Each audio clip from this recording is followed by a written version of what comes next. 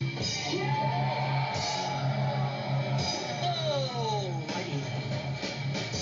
30 is when you walk into a bar or a VFW, and in that 30 seconds, you can already tell. That guy right there is drunk, that guy's an idiot, and that guy down there knows it all. There are programs out there beyond the VA. Many nonprofit organizations. The Beer 30 Show.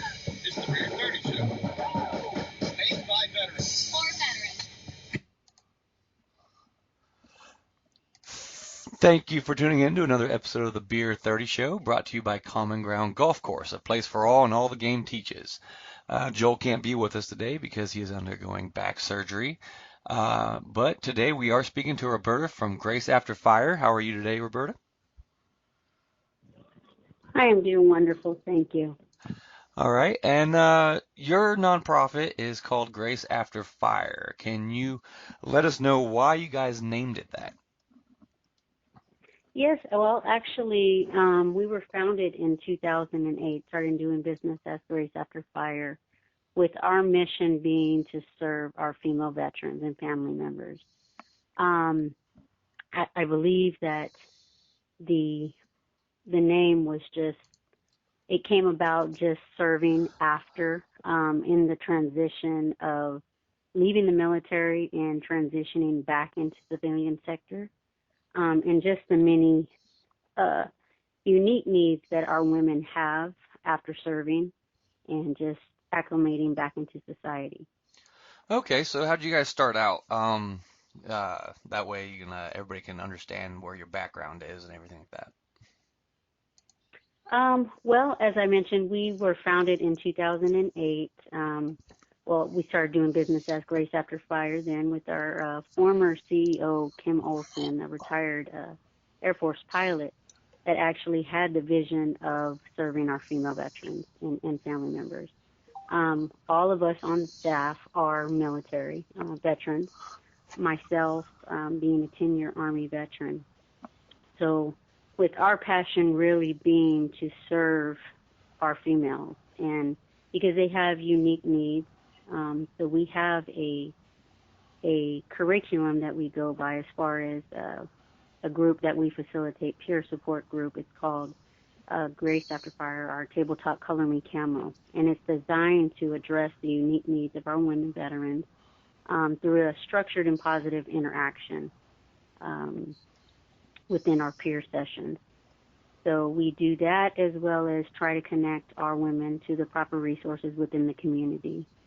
We're heavily involved in the community, always building our partnerships, keeping that positive rapport, because of course we couldn't do what we do without the help of all of our community partners. Wow, that sounds great. Do you guys just help veterans in Texas, or you guys do it nationwide? No, actually, we are based out of Houston. We work actually from our home offices.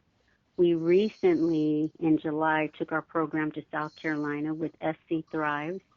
We now are having inquiries in Florida, Washington State, as well as California. So we are very much looking to expand. But currently, anybody, any veteran can contact us with our through our website. We have a access to send online inquiries, and that's www.graceafterfire.org. And you would be able to get in touch with any of the outreach coordinators, myself being one of them. Just send an online inquiry, and we would get in contact with you. Wow. Okay. Well, hopefully you guys can expand and get nationwide. Like, it sounds like that's one thing you guys are definitely trying to do. I was looking over your website earlier today, and I was looking at what you guys are about and everything, and it sounds like something my wife would have been great to join in on when she came back from Afghanistan. So what are some of the resources and the other nonprofits that you partner with? Well, actually, here in Bexar County, where I am living right now and working from, San Antonio, we are funded actually by Texas Veterans Mission. Of course, we work closely with them, as well as we've partnered with a number of higher education facilities, Texas A&M, Wayland Baptist University, uh, gosh, I could go on and on, the Alamo Community Colleges here, but of course also in Harris County and Houston and Dallas-Fort Worth area. We have partnered with Goodwill, Family Endeavors, uh, Mission Continues, um, just a number of employers, Frost Bank, um, the Salvation Army, Catholic Charities, because with our women, and that's not to say that they all need that type of assistance, but when I say that we like to do that warm handoff with our women, it's whether they need housing, food, employment, education, financial assistance, budgeting, um, or just dress for success, getting them ready to transition out from the military, because we serve all branches of service, all eras, whether you've been out for a while, whether you retired, medically retired, or you're just now transitioning out. We like to send you through different workshops due to the partnership that we have in the community to help you with that transition, as far as you've been wearing your uniform for years, or depending on how long you've served. Now you need to be in the knowing as far as what is appropriate, dress appropriate for interviews and interview techniques and just mock interviews. So we like to do that as well. Wow. Well, can you give us a scenario of that way any of our listeners can be very clear on everything? Can you give us a scenario of somebody coming back and then like coming to you guys? What's the process, and how do you guys say they come back and they want to relate back into their family lives and stuff like that? And just tell us a little bit about what you guys do with all that. Yes, definitely. And so there's a couple of ways that we come across our women. First of all, as I mentioned, our website, which we receive a lot of inquiries, just word of mouth, or we're at job fairs, career fairs, but we also go where the women are, whether it's um, at the installations to do briefings as they are transitioning out of the military. But a scenario that comes to mind is we had a female veteran that went to her veteran liaison at one of the universities here in San Antonio. Because of the partnership that we have, she immediately contacted me, the veteran liaison, let me know that she was referring a veteran to the group. So she ended up coming on one of my Monday night groups. She was literally on terminal leave and getting ready to get out of the military within a week or two. So she came in at a very opportune time, because, to be able to be a part of that process, I made an appointment with the Texas Veterans Commission employment representative, met her at his office, sat down. She had her resume in hand, um, and was able to get her the assistance that she needed and set up, uh, you know, for her to attend workshops and whatnot. From there, the peer support that she needed, because as I mentioned, we all serve, however, women have unique needs, and so therefore we go over gender-specific topics. You mentioned acclimating back into your family life, and that is huge for those that, whether you be, it doesn't matter, it's across the board, whether you be married, have children, you're single, but yet you need to um, get back to a place where you were at prior to leaving, and not to say that that's as simple as I'm making it sound. Oh no, Um, I totally understand. Like I said, my wife went to Afghanistan, and the transition coming back right back into family life, it's very difficult when you're overseas. I've done it, my wife's done it, so I went before my wife, and her coming back, I kind of understood everything that happened with her and what she was thinking and feeling at the same time. So yeah, it's a very difficult transition. But I didn't mean to cut you off. I just wanted to throw that in there. No, no, no, no. And without getting into all the, and I'm sure that you completely understand, and you two were very um, fortunate to have each other, and because many times when somebody is married to somebody that is not or has not served, that can be where the disconnect is because you you're there to support, but you may not be able to relate. And so, therefore, we do discuss a number of topics because we feel that self knowledge is the key that contributes to a better self understanding as well as dealing with your family. I know, and you're saying, coming back, I remember when my sister came back as well. She's still serving in the Air Force. Um, and I remember her telling me, I feel like everybody moved on and I'm still stuck. And she withdrew for a little while because of how she was feeling and just feeling like she had missed so much time with the family and that everybody had progressed and she was still stuck. So we try to be there to support one another. Of course, within our groups, we definitely put a disclaimer that we are not licensed professionals, mental health professionals, or anything of that sort, but we are there simply to support each other because there's something to be said about bringing our women back around the table with their sisters because you never know how your story is going to impact another person. Yeah. You keep speaking of uniqueness for the women, and I'm not clearly understanding the uniqueness yet. Could you tell us what the difference is between the male and the female, why you're helping the female specifically on whether it be psychological or just for feminine reasons? Well, with our organization, I guess we chose because we have to meet a community need. We found the community need, Grace After Fire, to serve our female veterans. Of course, let me make it clear that we do not discriminate, that if any one of our males, and I've served many, we are always definitely going to find assistance if that's what you're needing. When I say unique needs, as far as the information that we cover within our groups, those are gender specific, as I mentioned. So we cover from emotional intelligence, self-esteem, woman and the warrior, understanding you, life, mood disorders. Gosh, there's so many that we feel our women are in need of that.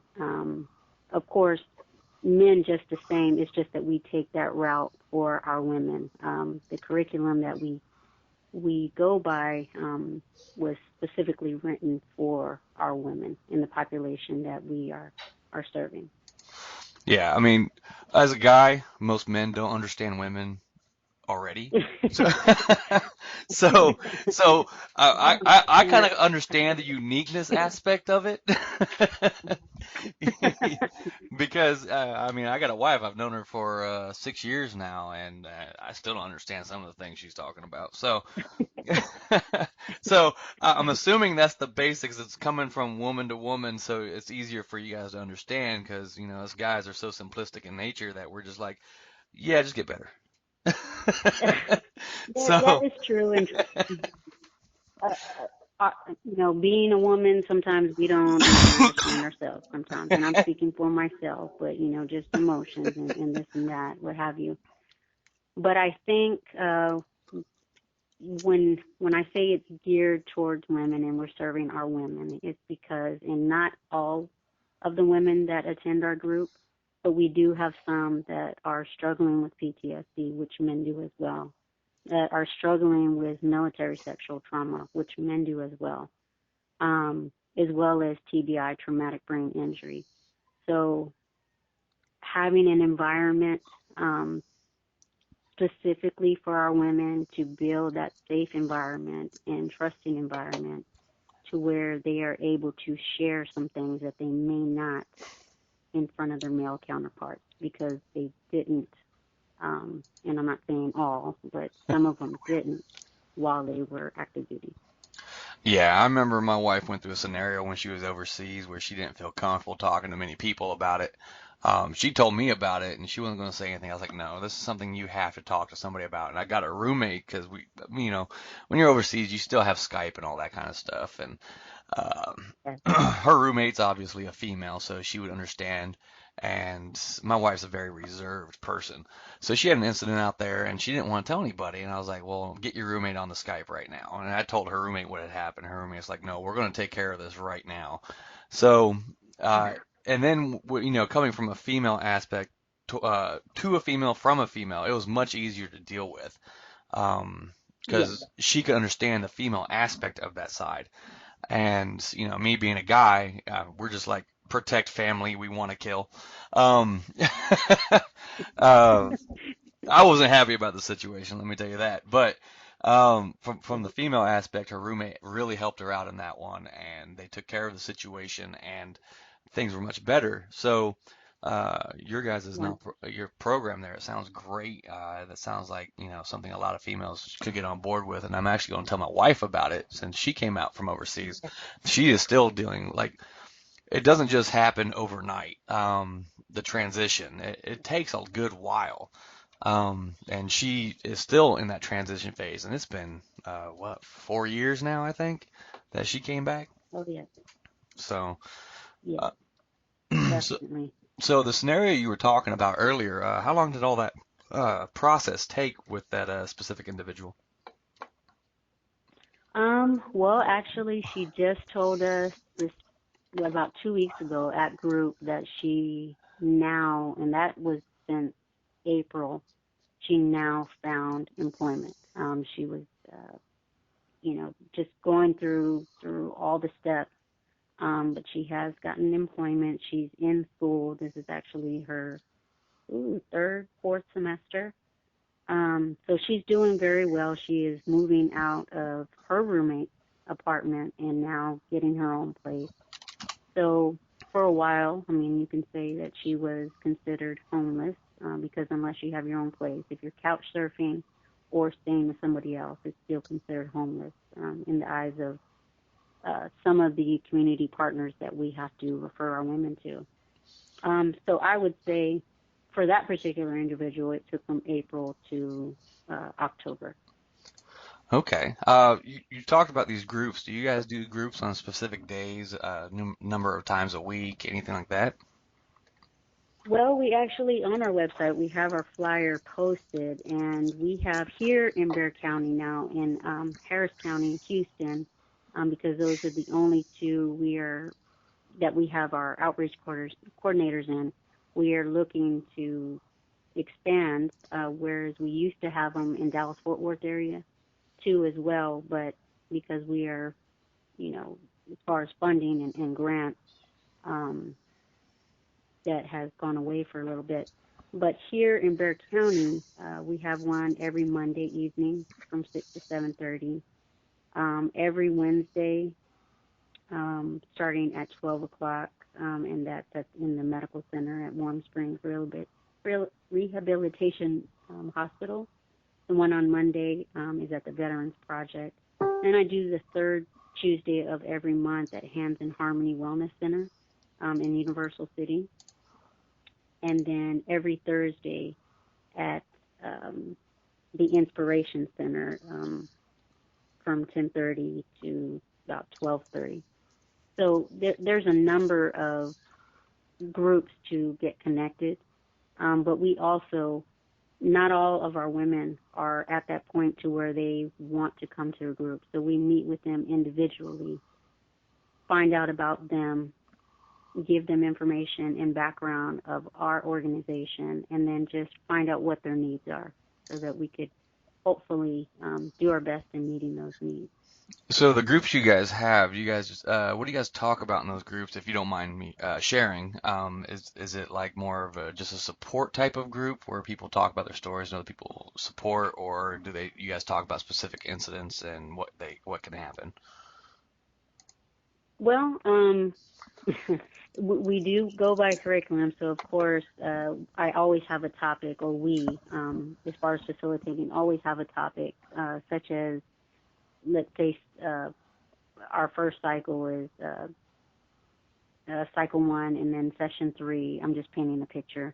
You would come in session three. First couple of sessions are just rapport building and establishing the norms.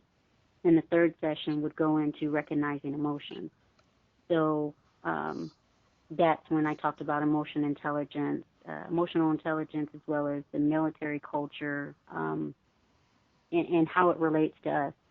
So then I would go into just uh, sparking, I guess, a dialogue with all of us as far as asking questions, identifying their current level of emotional intelligence and how the military service may have hindered emotional expression, um, or the opposite, um, finding your personal courage and all that.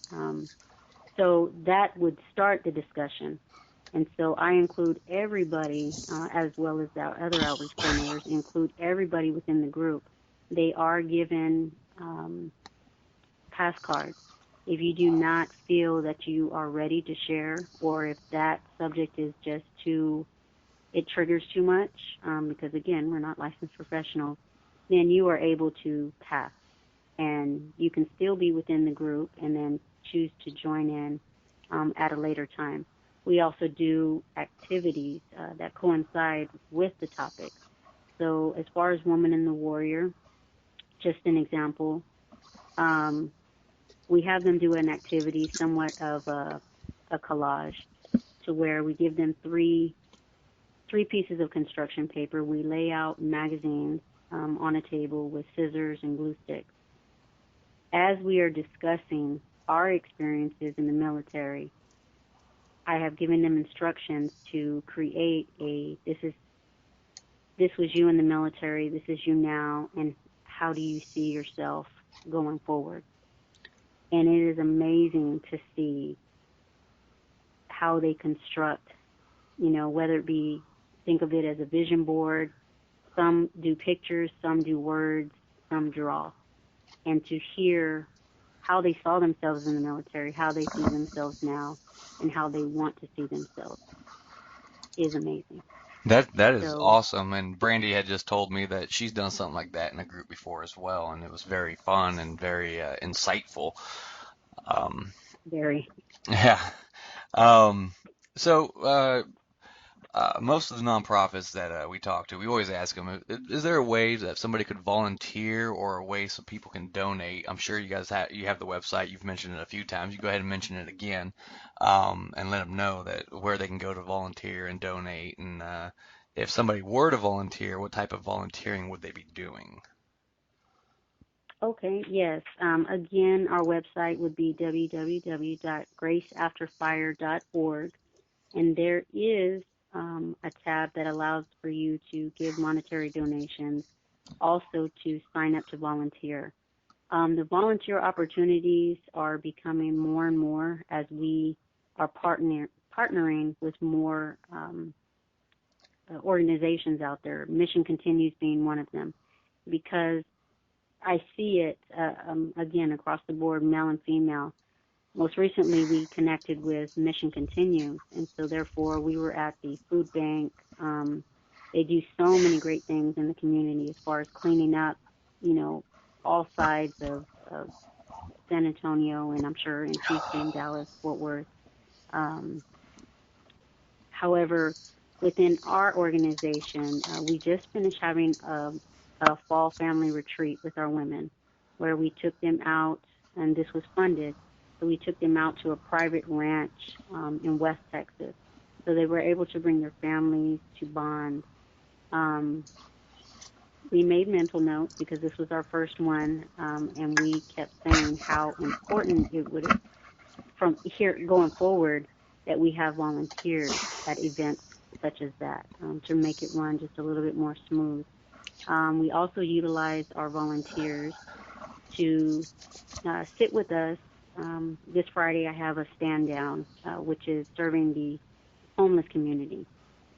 there's many veterans that are homeless, and I'm speaking mainly in Bexar County because this is where I see it. So sitting at our table, our resource table, to give them information as well as help set up with the clothing and just all the booths. Um, so just in community events, as I mentioned. So there's multiple ways that they could volunteer, and we would love to have them. Well, that's great. We've noticed you also had merchandise on your site. I'm assuming the profits go towards the nonprofit. Um, Yeah. you have a book called Goodnight Captain Mama book for purchase. Could you tell us a little bit about that? Okay, well, I would love to. um, that one I did. That's a new one. That's a That is a. okay. Well, maybe I should have found out if you read it first. However, I will get back to you on that one. Okay, okay. Yeah, oh, and I did forget to mention both our CEO, which is Mia Williams, and she is a Navy veteran, as well as Melissa McKinnon is our program director. She is Army veteran. Um, and then we have Monique Rodriguez, which is in Harris County, and then Nikki Patton Lyons, which is actually, as we speak, deployed. They still serve in the reserves, but they do an outstanding job keeping up with our social media, um, our Facebook, which you can also access through our website. But that book I had not heard about, so you got me. You got me. I caught you off guard on that one. Yes. We had a list of questions, but we went through them so quick. We had to get a whole bunch of more questions together. And Brandy, my secretary, she does a great job getting questions, so she's out scoping your website out. Figured we'd catch you off Yeah. guard, at least one of them. Uh, she says it was a children's Got book, me. so I'm assuming it's a book for children to understand military aspects.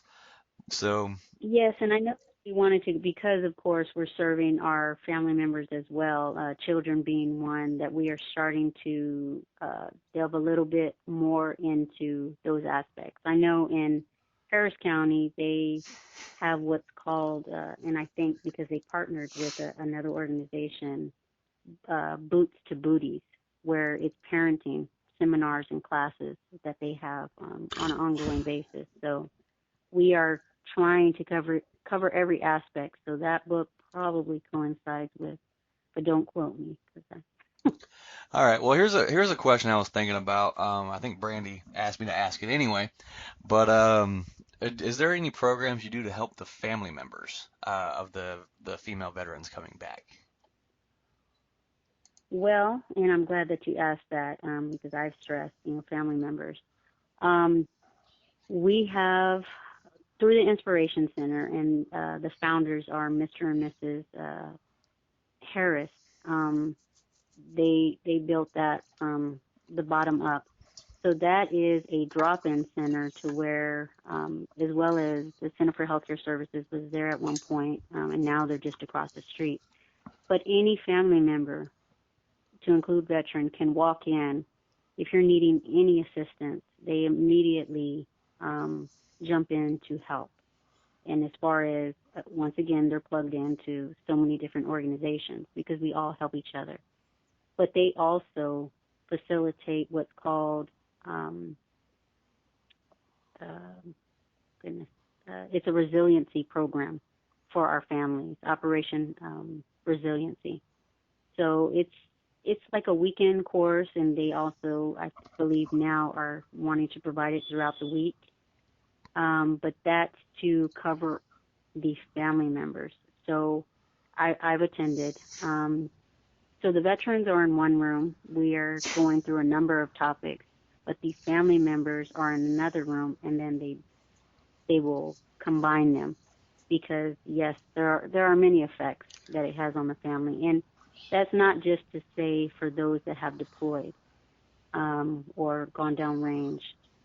Being a military family is something that I mean, all families are special, but it is something that is very special, and it takes the support of the whole family to continue, to have that motivation and encouragement, because whether it be training, different leadership schools, TDYs, or just being at work for many hours throughout the day, of course, somebody's going to have to pick up, the load of somebody else, and vice versa.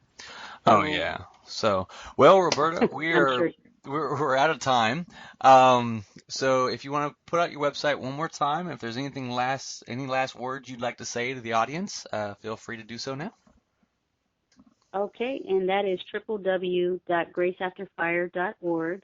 And I just want to encourage everybody to help another veteran. We take part in Buddy Check 22 on the 22nd of every month. Please check on a veteran. Make sure that they're doing okay with the suicide rates the way they are. Just check on one another, encourage each other, and thank you all for your service. And thank you for doing what you do as well, Roberta. Um, Thank you for coming on the show, and you might hear from me from my wife Jimmy. in the future. Great, All great. right. Well, thank you once again, Thank Roberta, you. and I hope you have a great night. You do the same. All Thank right. you. Yep. Bye-bye. Bye.